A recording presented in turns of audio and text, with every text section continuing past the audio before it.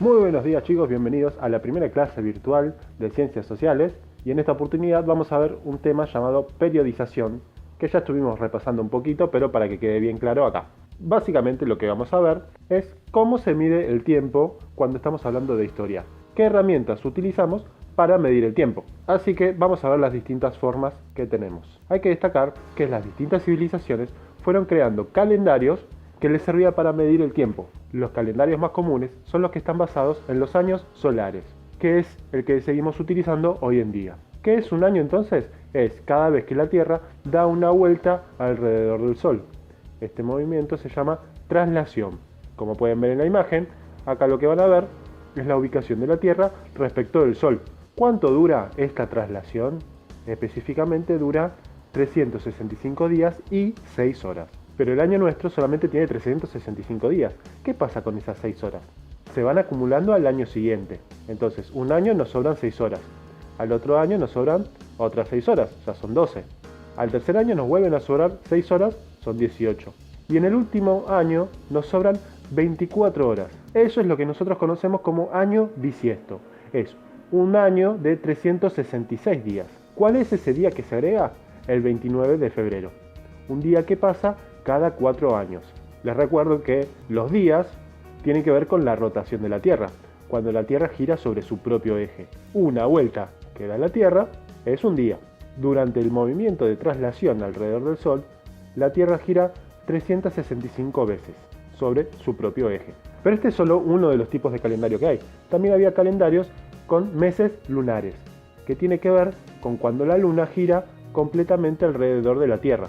Este ciclo dura 28 días y en cada año tenemos 13 meses lunares. ¿Cómo hacemos para distinguirlos? Y lo hacemos con las fases de la luna. ¿Vieron cuando se habla de luna nueva, luna llena, cuarto menguante, cuarto creciente? Entre una luna llena y la próxima luna llena pasan 28 días o un mes lunar. Este calendario ya no se usa mucho, nosotros no tenemos meses lunares, pero sí analizamos las fases de la luna. Pero ¿para qué se creó todo esto? ¿Para qué necesitaban un calendario? ¿Para analizar los años, los meses? ¿Cuál era el objetivo? En las primeras civilizaciones, los principales objetivos tenían que ver con las estaciones para la siembra, no es lo mismo cosechar en invierno que en verano, para algunos rituales religiosos, por ejemplo para saber cuándo era el aniversario de un dios determinado, o incluso para contar la historia de ese pueblo. Hay algunas civilizaciones, por ejemplo los incas en América Latina, que le daban mucha importancia a las fechas de los sucesos que habían pasado con anterioridad. Era muy importante para ellos este tiempo cronológico. Seguimos avanzando en el próximo tema y vamos a ver que cada civilización tenía un calendario distinto. A cada año hay que ponerle un número, año 1, año 2, para poder distinguirlos. Si no, ¿cómo vamos a hacer para distinguir los años entre sí? Y cuando ponemos un calendario, hay que poner un año cero.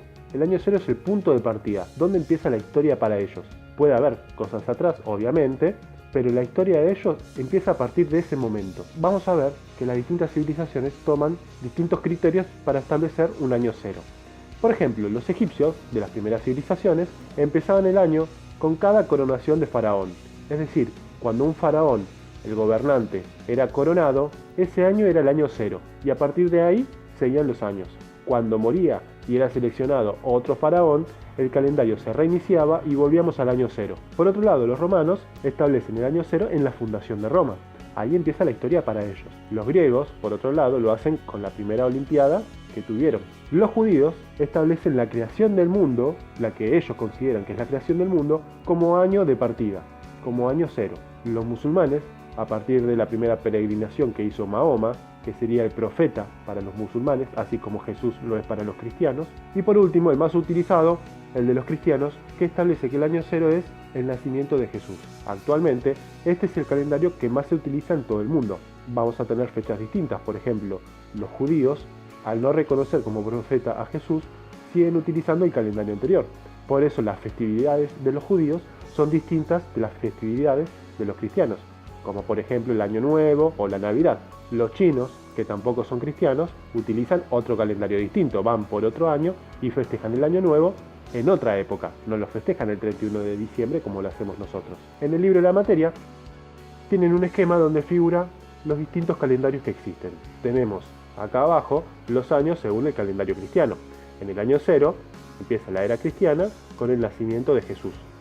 Acá vemos una representación de Jesús cuando es crucificado.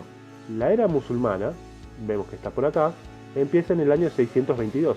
Este fue el año de la peregrinación de Mahoma, representada en esta imagen. La era griega y la era romana están representadas con Rómulo y Remo siendo amamantados por una loba, que son los fundadores de la ciudad de Roma en el año 753 a.C., y las Olimpiadas griegas en el 776 a.C. Y respecto de la era judía, del 3761 a.C.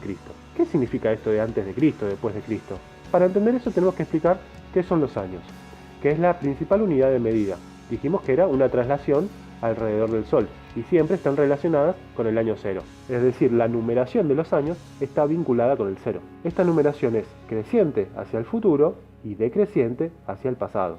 Ahora voy a explicar qué significa esto. Pero están divididos, este futuro y pasado, por el nacimiento de Cristo. Por eso hablamos de antes de Cristo y después de Cristo. Veamos un esquema para entenderlo mejor. Esta es la numeración de los años. Nosotros estamos en el 2020, después de Cristo, obviamente, porque en el año 0 nació Cristo. Entonces, todo lo que está a la derecha es después de Cristo, y todo lo que está a la izquierda es antes de Cristo. Esto es como los números negativos. A la derecha tenemos 1, 2, 3, 4, y a la izquierda tenemos menos 1, menos 2, menos 3, menos 4. Va siendo decreciente en el tiempo. Nosotros podemos representar estos años poniendo menos 4 o simplemente el año 4 antes de Cristo.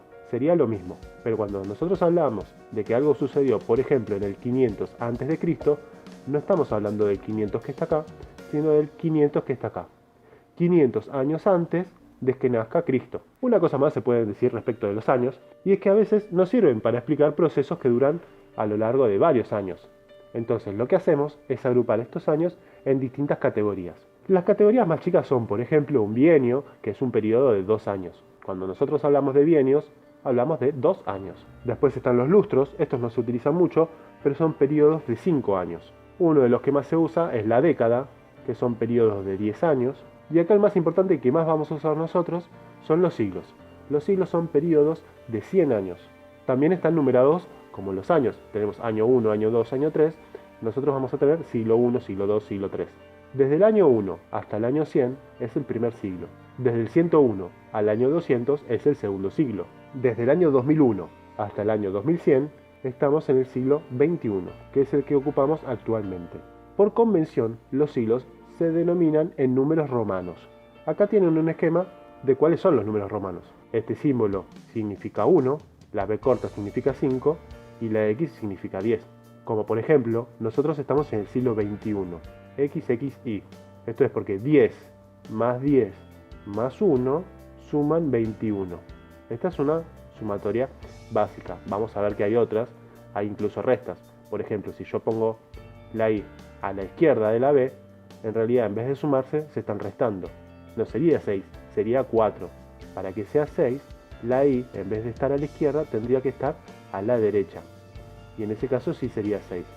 Pero lo vamos a ir viendo con distintos ejemplos que vayamos viendo respecto de los siglos que vamos a analizar. La última forma de división es mucho más grande, que son los milenios, que son periodos de 1000 años. Entonces, ¿en dónde estamos hoy? Nosotros estamos en la segunda década del siglo XXI y del tercer milenio después de Cristo. La segunda década del milenio porque la primera fue del 2001 al 2010 y la segunda es del 2011 al 2020. Siglo XXI, ya lo expliqué recién, el siglo XX terminó en el año 2000.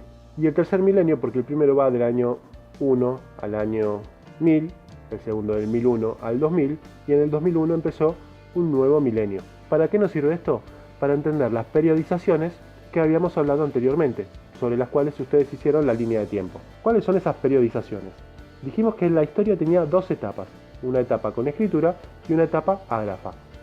Vamos a ver entonces primero la etapa ágrafa. Acá tienen una línea de tiempo un tanto distinta de la que conocen ustedes respecto de la etapa ágrafa. En esta etapa vamos a ver varios periodos. Los periodos son espacios de tiempo determinados por alguna característica en particular. Tengamos en cuenta algo. Como ustedes saben, hay muchas ciencias que ayudan a la historia a comprender lo que pasó hace muchos años. Una de ellas es la arqueología que descubre objetos que utilizaron los seres humanos antes de que estuviéramos nosotros. El problema de la etapa ágrafa es que es muy difícil encontrar restos que dejaron los seres humanos, lo que hace que lo que nosotros sepamos sobre ellos sea realmente muy difícil y muy poco. Entonces, para determinar las distintas edades, lo que se utiliza es cómo manipulaban las piedras y los minerales en esas épocas. En las próximas clases vamos a hablar de la evolución de los homínidos, de cuando los monos se transformaron en seres humanos. Esto se produce más o menos hace 3 millones de años, 2 millones y medio, por ahí. En ese momento, el hombre empezó a utilizar piedras como herramientas, moldeándolas a través de los golpes. Este proceso duró hasta más o menos el 8000 a.C. Recuerden, estos números son aproximados en base a los restos que se van encontrando. Obviamente, dependiendo del historiador que esté analizando este proceso, el periodo puede cambiar. El modo de vida principal era el nómade. Esto ya lo estuvieron viendo, son las personas que son cazadoras y recolectoras y se desplazan de un lugar al otro una vez que se terminan los recursos. Entre el 10.000 y el 8.000 a.C. aproximadamente, incluimos una edad que se llama Mesolítico, que sería como la edad media de la piedra. Es una transición de un modo de vida nómade a uno sedentario. Es un periodo relativamente corto que coincide muchas veces con el Paleolítico o el Neolítico, porque va a depender de en qué lugar estamos hablando. No es lo mismo si estamos hablando de África que si estamos hablando de Europa. No se dio el mismo proceso. En algunos lugares avanzaron más, en otros lugares avanzaron menos, y en otros lugares directamente saltearon esa etapa y pasaron al Neolítico o a la edad de los metales. Por eso la periodización la ponemos aproximadamente durante estos años. Pero lo más importante es que entendamos que es una transición de un modo hacia el otro. Y ahí viene el Neolítico, que dura más o menos hasta el 4000 a.C., donde a las piedras que pulían a los golpes ahora les empiezan a dar terminaciones más finas, más trabajadas, y se establece el modo de vida sedentario. Es decir, que en vez de desplazarse por todos los lugares, directamente se quedan en un lugar fijo sin moverse todo el tiempo, lo que les permite tener viviendas más seguras, no estar construyendo todo el tiempo e incluso tener más alimentos, porque la productividad y los climas suelen ser mejores, entonces viven mejor. Y finalmente el último es la edad de los metales. Esto, como dije anteriormente, no se da en todos los lugares al mismo tiempo.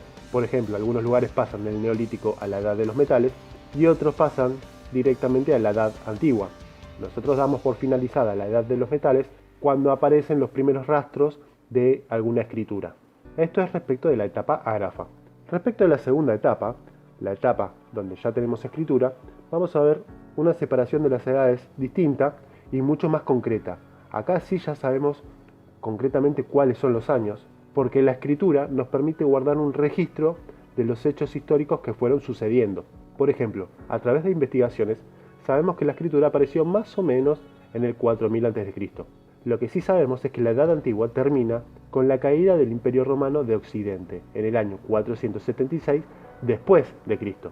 Este periodo se caracteriza por la aparición de grandes civilizaciones que estaban basadas en el modo de producción esclavista, es decir, para producir alimentos y otros bienes usaban esclavos, que los compraban, los tenían de conquistas a otros pueblos, etc. La caída de este imperio da lugar a lo que conocemos como la Edad Media, que finaliza con la caída del Imperio Romano de Oriente, el Imperio Bizantino, Constantinopla, la capital, como ustedes quieran decirle, que se da en el año 1453 después de Cristo. También podemos interpretar que la Edad Media termina en realidad un poco después, cuando los europeos llegan a América, en el 1492 después de Cristo. En la Edad Media básicamente se reemplaza el esclavismo por el sistema feudal y se debilitan los poderes centrales de los grandes reyes. Empiezan a surgir señores feudales, que son nobles, que tienen un mini feudo, un castillo con muchas tierras alrededor, y esas personas trabajan para ese señor feudal y a cambio reciben protección, vivienda, tierras. Entonces técnicamente no son esclavos, pero sí trabajan para un señor feudal. Y muchas veces estos señores feudales son tan poderosos o más poderosos que los reyes donde viven. Luego tenemos la Edad Moderna, que dura más o menos hasta la Revolución Francesa en 1789, aunque algunos incluyen que termina un poquito antes, con la independencia estadounidense en 1776. Se caracteriza porque empiezan a establecerse valores como el humanismo, esto de hablar de los derechos del hombre, el derecho a la vida, el derecho a la libertad, prohibir la esclavitud, el trabajo forzado, ideas como la ilustración y la fe en la ciencia, esto de que ya no es la religión quien debe determinar todo, sino que debe hacerlo la ciencia, que la educación ya no esté más en manos de las iglesias, sino en hombres de ciencia. Este surgimiento de estas ideas es lo que termina explotando con la Revolución Francesa, tirando abajo la monarquía absolutista de Francia, el mandato del rey. A partir de ese momento, se entra a lo que llamamos Edad Contemporánea, que sigue hasta nuestros días, es decir, desde la Revolución Francesa hasta hoy en día, y que no es tanto un cambio respecto de la Edad Moderna, sino que son los mismos valores que se acentúan un poco más. Seguimos hablando de humanismo, seguimos hablando de ilustración, pero ya tenemos un progreso económico muy importante, producto del desarrollo del capitalismo, del comercio libre, de la revolución industrial, que fue muy importante, e incluso hay un cambio de las clases sociales. Siempre hablábamos de reyes, sacerdotes y nobles, y el resto del pueblo abajo. Y ahora empezamos a hablar de burgueses, que surgen en la Edad Media, como los comerciantes, y los trabajadores. Cambian la composición de las clases. Ya no tenemos una nobleza, un clero, ahora tenemos trabajadores y comerciantes.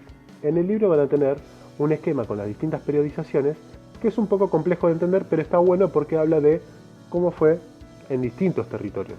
Acá tienen la periodización que nosotros hablamos siempre, que es la periodización europea. Ahí van a tener paleolítico, el mesolítico, el neolítico y la edad de los metales, todo esto como etapa ágrafa. Acá tenemos a partir del 4000 a.C. la edad antigua, edad media, edad moderna y edad contemporánea. Acá tienen los años que se produjo cada hecho. Y acá tienen la periodización americana. El avance de los pueblos indígenas de América fue muy distinto al de los pueblos europeos y africanos. Entonces hablamos de una periodización distinta, que esto lo van a ver específicamente el año que viene cuando se vean los pueblos originarios de América. Pero tenemos que entender que la vida se originó en África y el hombre llegó a América a través de distintas migraciones. Entonces, no podemos hablar de un paleolítico inferior con la aparición del hombre, sino que tenemos que empezar a hablar recién cuando el hombre llegó a América. Una periodización que llamamos paleoindio. Vamos a tener un mesoindio y un neoindio después. Esta es como la etapa previa. Y después con las grandes civilizaciones empieza el periodo clásico y el periodo posclásico con grandes imperios. Y esto se interrumpe con la llegada de los europeos a América, porque ahí empezamos a hablar de una América colonizada, tanto por Inglaterra como por España y Portugal, entre otras potencias.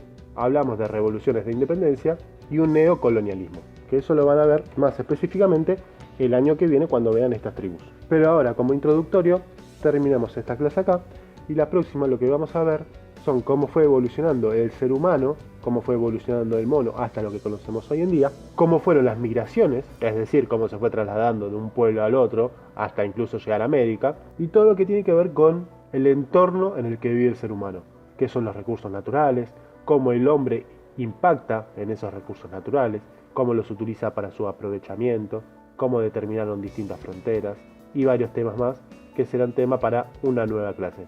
En principio, dejamos hasta acá, espero que lo hayan disfrutado y que se haya entendido. Cualquier cosa me dejan un comentario y nos hablamos la próxima. Hasta luego.